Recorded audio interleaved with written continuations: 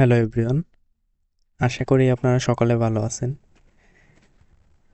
তো আমার লাস্ট প্লেলিস্টের মধ্যে আমরা বেসিক অফ পাইথনের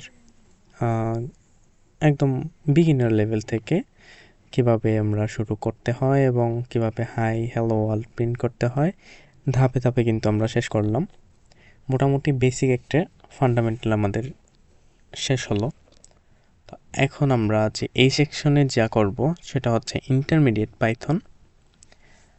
ইন্টারমিডিয়েট পাইথনের মধ্যে আমি জাস্ট দুইটা টপিককে সাজাবো।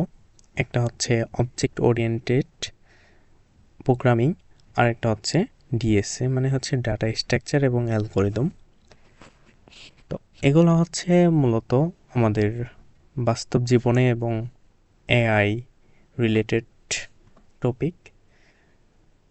আমি আপনাদেরকে কখনোই বোরিং করব না, আমি সেশনটাকে বেশি লম্বা এবং বেশি হার্ড করব না।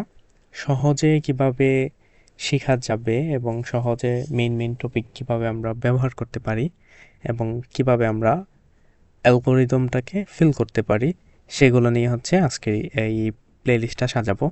তো আশা করি আপনারা আমার সাথেই থাকবেন এবং যারা নতুন ভিউয়ার্স থাকবেন অবশ্যই চ্যানেলটিকে সাবস্ক্রাইব করে যাবেন। তো নেক্সট ভিডিও থেকে আমরা শুরু করে নেব।